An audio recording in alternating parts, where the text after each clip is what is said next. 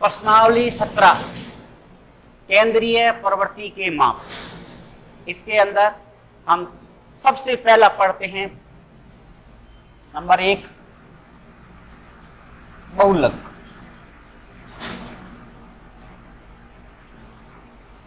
बहुलक क्या है? आपने 9th क्लास में बहुलक के बारे में पढ़ा होगा। बहुलक क्या है? बहुलक क्या है? बहुलक कितने प्रकार का होता है? बहुलक है क्या? पहले ये बताना आपको। जिस अंक की बारंबारता सबसे ज्यादा हो वही श्रेणी का बहुलक कहलाता है। जिस अंक की बारंबारता सबसे ज्यादा हो वही श्रेणी का बहुलक कहलाता है। बहुलक 3 प्रकार का होता है। एक होता है व्यक्तिगत बहुलक, दूसरा होता है अवर्गीकृत बहुलक और तीसरा होता है वर्गीकृत बहुलक। बहुलक जिस अंक की बारंबारता सबसे ज्यादा हो वही श्रेणी का बहुलक कहता है। पहला आता है व्यक्तिगत, दूसरा अवर्गीकृत और तीसरा आता है वर्गीकृत। ये व्यक्तिगत बहुलक, अवर्गीकृत बहुलक और वर्गीकृत बहुलक। आपने ये 9th क्लास में ये पढ़ा होगा। आपने ये पढ़ा व्यक्तिगत बहुलक और अवर्गीकृत और वर्गीकृत, ये अब हम पढ़ेंगे। जिस अंक की बारंबारता सबसे ज्यादा है वो अंक जो है बहुलक है। ये बहुलक की परिभाषा होती है। जैसे बंटन 5, 3, 2, 3, 1, 3, 3, 0 व 2 का बहुलक ज्ञात हो। ये व्यक्तिगत बहुलक है। बंटन 5, 3, 2, 3, 1, 3, 3, 0 व 2 का बहुलक बता। अब आप में इसमें ये देखो, इसमें सबसे ज्यादा कौन सा अंक आया हुआ है? 5 इसमें एक बार आया हुआ है, 3 इसमें 1, 2, 3, 4 बार आया हुआ है और 2 इसमें 2 बार आया हुआ है, 1 इसमें 1 बार आया हुआ है, 0 इसमें 1 बार आया हुआ है। तो सबसे ज्यादा जो अंक जो है कौन सा आया हुआ है? 3 आया हुआ है। इसलिए बहुलक जो है वो 3 होगा। अब आप इनको 3 अंक की बारंबारता सबसे अधिक है, अतः बहुलक जो है वो 3 होगा। ये व्यक्तिगत में आता है। 3 अंक की बारंबारता सबसे अधिक है, अतः बहुलक जो है वो 3 हो जाएगा। और देखो दूसरा बंटन 2.5, 1.4, 3.5, 2.5, 3.1, 2.5, 4.0, 2.5 का बहुलक ज्ञात हो। 2.5, 1.4, 3.5, 2.5, 3.1, 2.5, 4.0, 2.5 का बहुलक ज्ञात। आप इसमें देखो सबसे ज्यादा कौन सा अंक आया हुआ है? 2.5 आया हुआ है। तो बहुलक क्या होगा? 2.5 लिख लो आप यहां पर। 2.5 अंक की बारंबारता सबसे अधिक है। 2.5 अंक की बारंबारता सबसे अधिक है, अतः बहुलक जो है वो 2.5 हो जाएगा। ये व्यक्तिगत में आता है। और देखो अंक 10, 11, 14, 14, 10, 14, 14, 14, 10 व 11 का बहुलक ज्ञात हो। 10, 11, 14, 14, 10, 14, 14, 10 व 11 का बहुलक बताओ।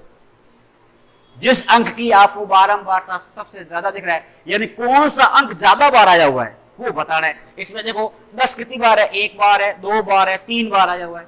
इसमें 11 1 बार है, 2 बार आया हुआ है। 14 इसमें 1 बार, 2 बार, 3 बार, 4 बार, 5 बार आया हुआ है। तो 14 की बारंबारता सबसे ज्यादा है, अतः बहुलक क्या होगा? 14 होगा। लिख दो 14 की बारंबारता सबसे अधिक है, अतः बहुलक 14 होगा। ये व्यक्तिगत में बहुलक आता है, ये व्यक्तिगत बहुलक है। अब हम चलते हैं अवर्गीकृत बहुलक। ये दूसरा पॉइंट है इसका, अवर्गीकृत बहुलक। जैसे यहां देखो x और यहां f,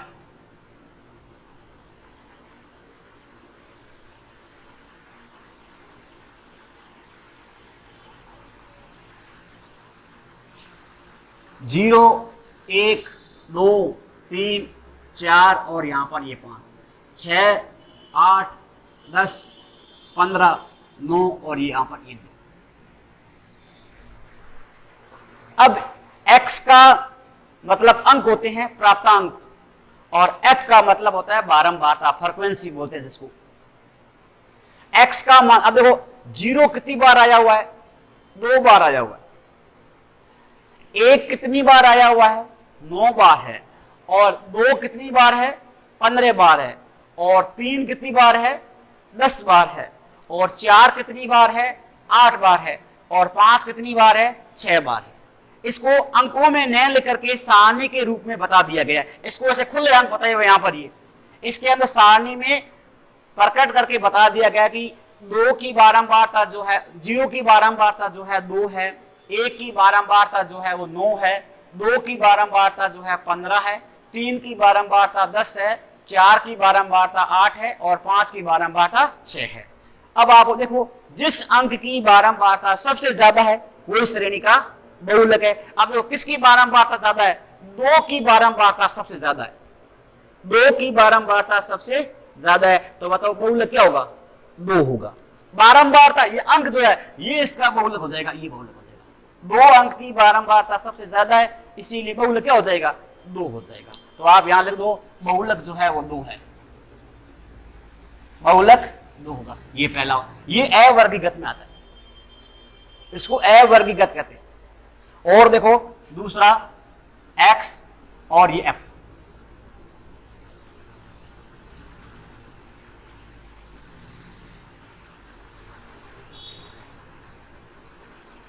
एक 1.2, 2.3, 3.4, 5.5, 6.8, 7.2, 11, 15, 18, 25, 20 और 4। 1.2 की बारंबारता 11 बार है, यानी 1.2 कितनी बार है? 11 बार है। और 2.3 कितनी बार है? 15 बार है। 3.4 जो है 18 बार है। 5.5 जो है 25 बार है। और 6.8 जो है 20 बार है। और 7.2 जो है वो 4 बार है। तो बताओ इसका किस अंक की बारंबारता ज्यादा है? 5.5 की बारंबारता ज्यादा है। इसमें 5.5 अंक की बारंबारता जो है सबसे ज्यादा है, इसलिए बहुलक जो है वो 5.5 होगा। इसकी इस अंक की बारंबारता ज्यादा आई, तो आप यहां देखो बहुलक जो है वो है कितना हुआ? 5.5। ये अवर्गीकृत में आता है। और देखो तीसरा, जूते और जूतों की संख्या। जूतों की संख्या, यहां साइज दे दो, साइज, आकार।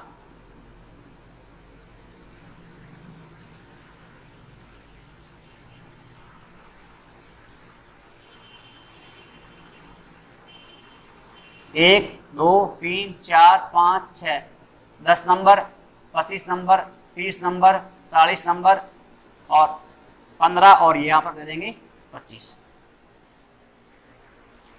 आकार, एक नंबर का आकार जूते कितने हैं 25 है, 2 नंबर के आकार जूते कितने हैं 15 है, 3 अंक के आकार जूते कितने हैं 40 है, 4 अंक के 30 है, 5 अंक के 25 है और 6 अंक के 10 है। तो बताओ बहुलक क्या होगा? इसका बहुलक क्या होगा? जिस अंक की बारंबारता ज्यादा है वो इस श्रेणी का क्या है? बहुलक है। तो 3 आकार, 3 नंबर जो साइज का जूता है वो सबसे ज्यादा है, इसलिए बहुलक क्या होगा? इसका 3 होगा। बहुलक जो है वो 3 हो जाएगा, ये बहुलक जो इसका 3 हो जाएगा। इस प्रकार ये अवर्गीगत में आते हैं। ये तो हो गया व्यक्तिगत में और ये हो गया अवर्गीगत में। अब हम चलते हैं वर्गीगत में।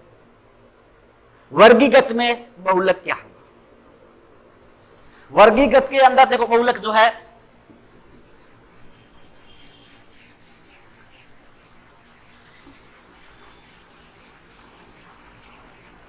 वर्गीगत में बहुलक, देखो वर्गीगत, वर्गीगत आप वर्ग, जैसे 0 से ये 5 10 ये वर्ग में आ गया, 0 से 5, 0 से ये 20 ये वर्गीगत में। इसका मतलब ये होता है कि 0 से लेकर के 10 के मध्य, 0 से लेकर के 5 के मध्य और 0 से लेकर के 20 के मध्य इसका वर्ग अंतराल, इसमें वर्ग अंतराल जो है वो 10 का है, इसमें वर्ग का अंतराल जो है 5 है, इसमें वर्ग का अंतराल 20 का है, इसमें वर्ग की माप जो है ऊंचाई, वर्ग की ऊंचाई कह दो, वर्ग की माप कह दो, वर्ग का अंतराल कह दो, इसमें 10 का अंतराल है, इसमें 5 का अंतराल है, इसमें 10 का अंतराल, 20 का अंतराल है, इसमें 20 का अंतराल दिया हुआ है, इसमें 5 का दिया हुआ है, इसमें 10 का दे रखा है। ये वर्ग है। और यहां देखो वर्ग और यहां होता है बारंबारता।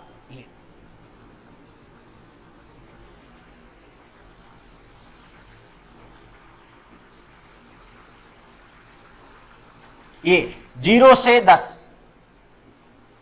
10 से 20, 20 से 30, 30 से 40, 40 से 50, 50 से 60। अब यहां दे देंगे 4, यहां दे देंगे 10, यहां दे देंगे 13, यहां दे देंगे 18, यहां दे देंगे 15 और यहां दे देंगे 4। अब 0 से 10 के मध्य अंक कितने हैं? 4 है।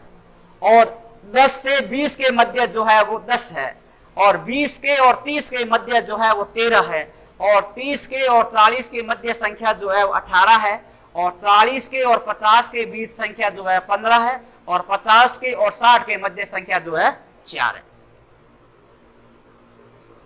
अब आपके जिस अंक की बारंबारता सबसे, आप देखो 30 के और 40 के बीच जो संख्या जो है 18 है, ये सबसे ज्यादा है।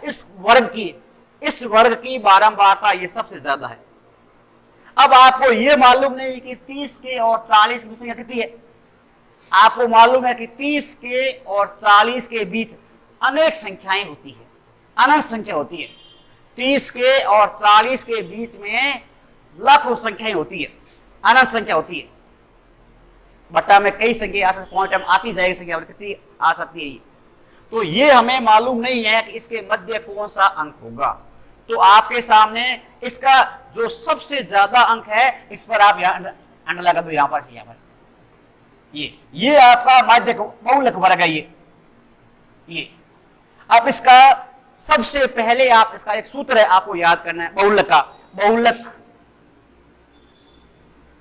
बहुलक बराबर का चिन्ह L प्लस का चिन्ह बड़ा कोष्टक F1 माइनस F0 बटा का चिन्ह 2F1 minus F0 minus F2 गुणा का चिन्ह और ये H।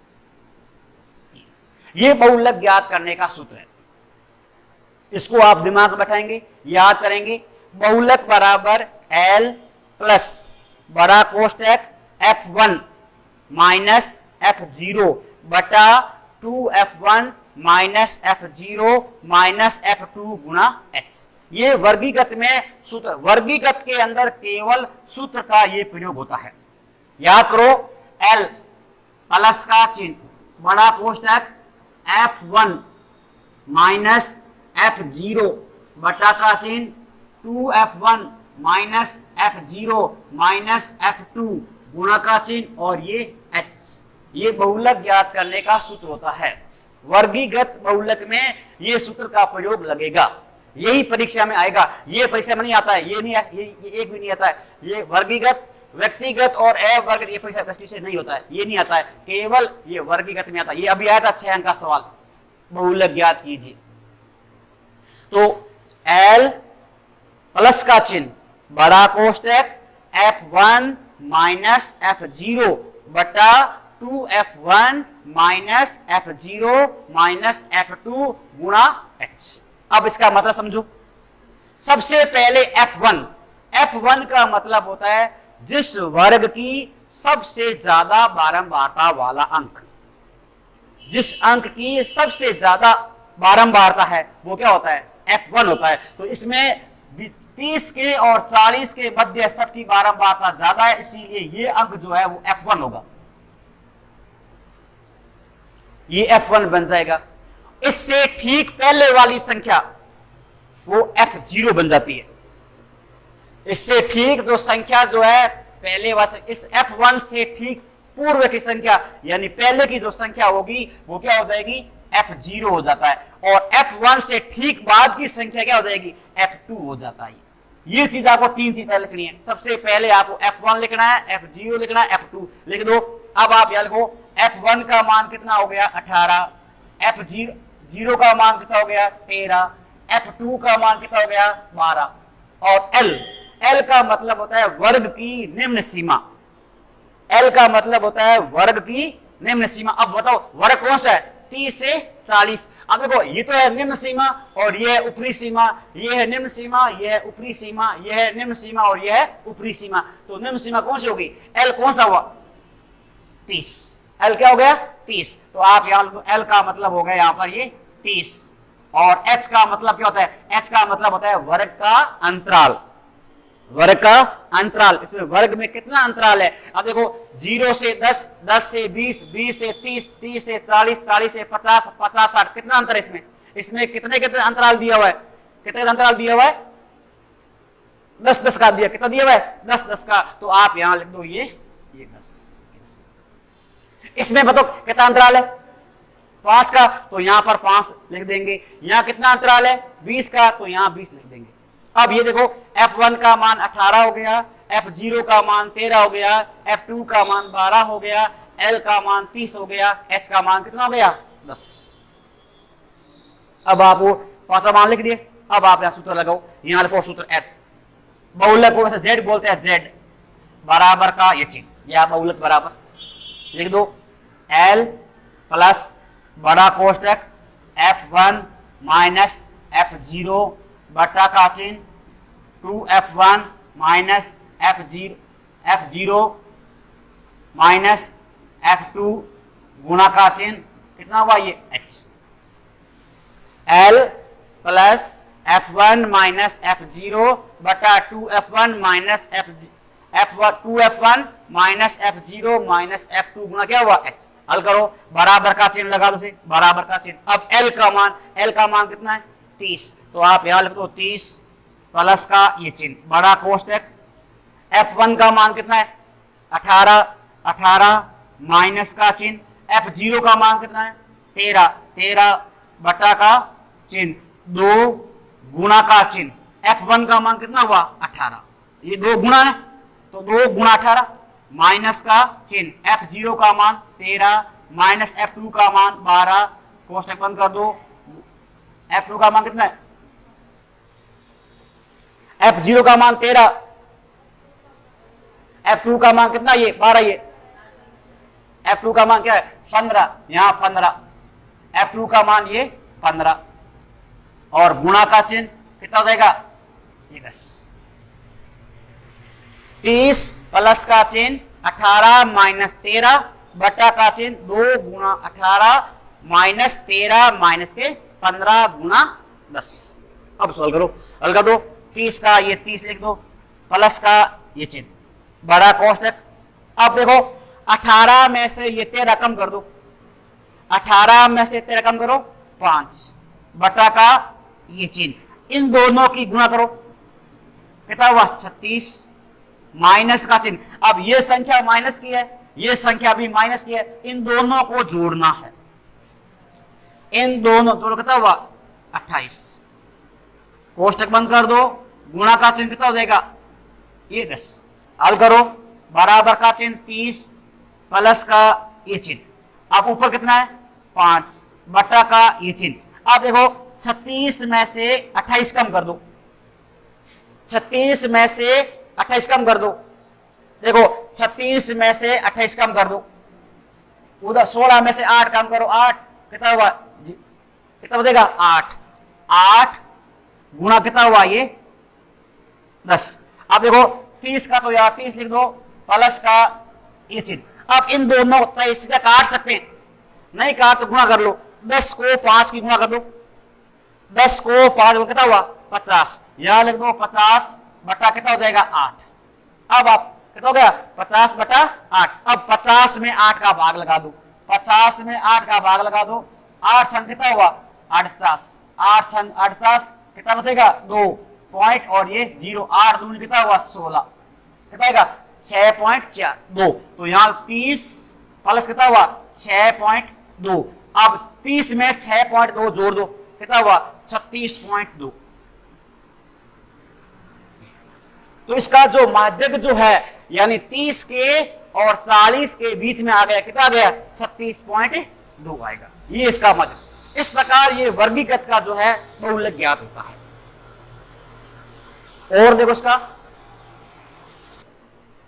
देखो वर्ग और बारंबारता,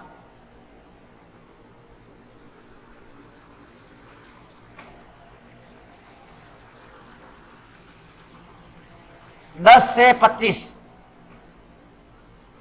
25 से 40, 40 से 55, 55 से 70, 70 से 85 और 85 से 100, ये वर्ग है। इसमें कितना अंतराल हुआ 15 का अंतर, कितना अंतराल हुआ 15, h का मान कितना हो गया 15 हो गया। अब यहां देखो 6, 20, 44, 26, 3 और ये 1, ये पिछली बार आया था 6 अंक का सवाल, 6, 20, 44, 26, 3 और 1 का बहुलक ज्ञात कीजिए।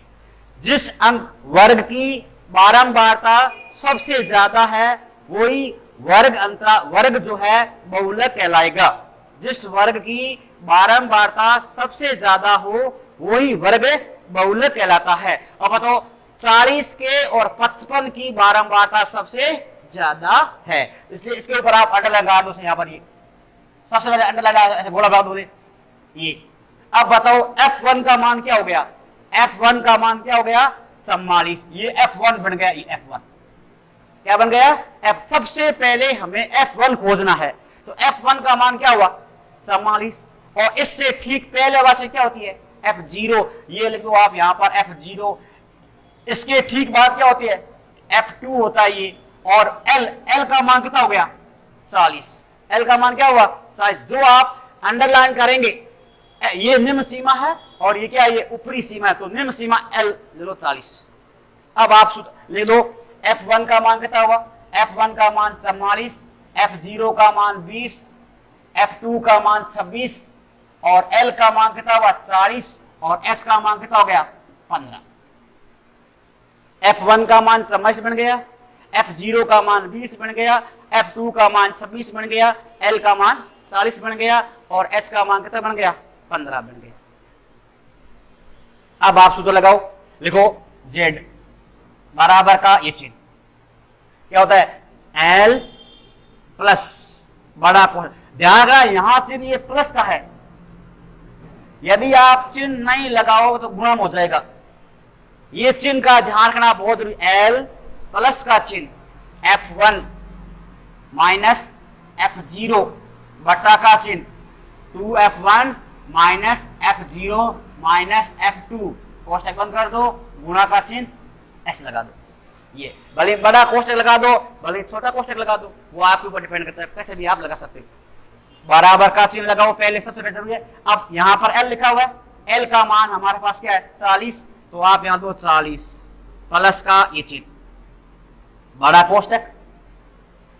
F1 का मान कितना है 44 माइनस का चिन्ह, F0 का मान कितना है 20 बटा का ये चिन्ह 2 गुणा 44, 2 गुणा 44, क्योंकि 2 को F से गुणा हो रही है, तो 2 गुणा कितना हुआ 44 माइनस का चिन्ह, और F0 का मान कितना ये 20 माइनस का चिन्ह, F2 का मान कितना हुआ 26, कोष्टक बंद कर दो और गुणा कितना हुआ ये, इसमें कितना अंतराल है 15 का, एच का मान 15 हो गया। अब सॉल्व कर दो, अब करो कितना 40 का ये 40 प्लस का ये चिन्ह, प्लस का चिन्ह। अब 44 में से आप 20 घटाएंगे, 44 में से 20 घटाएंगे, कितना बचेगा, कोष्टक लगा दो 24 बटा का चिन्ह। अब देखो 44 ने 2 गुणा कर दो, 44 ने 2 गुणा कितना हुआ 88 माइनस का ये चिन्ह, और 20 और 28 जोड़ दो, क्योंकि ये संख्या भी माइनस की है और ये संख्या भी माइनस के, इसलिए दोनों आपस में जुड़ जाएंगे, कितना देगा माइनस के हो जाएंगे 46, कोष्टक बंद कर दो और गुणा कितना हुआ ये 15 बराबर का ये चिन्ह, 40 का ये 40 प्लस का ये चिन्ह, प्लस का चिन्ह, और कितना हुआ 24 का 24 लिख दो बटा का ये चिन्ह। अब देखो 88 में से 46 घटाएंगे, कितना हो जाएगा 42 गुणा का चिन्ह कितना हो गया ये 15, हल करो 40 प्लस का चिन्ह। अब देखो ये संख्या और ये संख्या कटती है, काट सकते हैं, छोटा कर लो, नहीं काटते हो इसको दोनों की गुणा करो बटा लिख दो 42, करते ही ये 6 के पास से करती है, ये 6 के पास से भी करती है, ये संख्या 6 के पास से करती है, ये संख्या भी 6 के पास से करती है, काट दो 6 चौका 24, 6 चौका 24 और 6 साता 42, कट गया। अब नहीं कटेंगे, अब 15 और 7 करते नहीं है, 4 और 7 करते हैं, गुणा करो, 15 ने 4 ही गुणा कर दो, कितना हुआ 60, 60 बटा कितना हो जाएगा ये 7। अब आप 60 में 7 का भाग लगा दो, लगाओ 7 8 56, 7 8 56 कितनी बार गया 8 बार, कितना बचेगा 4, यहाँ पॉइंट और ये 0, 7 पंजा कितना हुआ 35, कितना हुआ 8.5, तो 40 प्लस कितना हुआ 8.5 जोड़ दो कितना हुआ 48.5। इस प्रकार ये वर्गीकृत बहुलक ज्ञात होते हैं। एक सवाल लास्ट और देखिए, दूसरा और देखो, वर्ग और बारंबारता।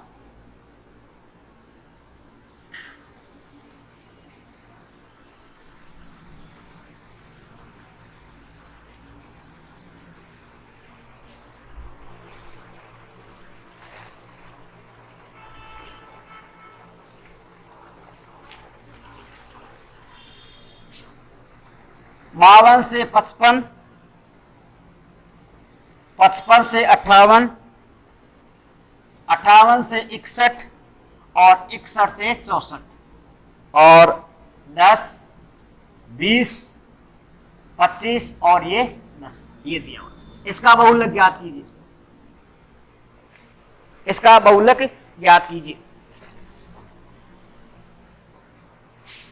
52 से 55 के मध्य कितनी है 10 है, 55 से 58 के मध्य बारंबारता 20 है, 58 से 61 के मध्य बारंबारता 25 है, 61 से और मध्य कितनी है 10 दिया हुआ। जिस वर्ग की बारंबारता सबसे ज्यादा है वही वर्ग क्या कहलाता है बहुलक कहलाता है। आप देख लो इसकी बारंबारता ज्यादा है तो यहाँ पर अंडरलाइन कर दो आप, यहाँ पर आप यहाँ लो क्या होगा F1, क्या होगा F1, और इससे ठीक पहले क्या होती है F0, और इसके ठीक बाद क्या होती है F2, और ये हो गया L। अब बताइए इसमें H कितना है, बस बैठ जाओ। इसमें 52 और 55 के मध्य 3 का अंतर है, इसमें भी 3 का अंतर है, इसमें भी 3 का अंतर है, जितना अंतराल होता है वो इसका H कहलाता है, माप कहलाती है इसकी।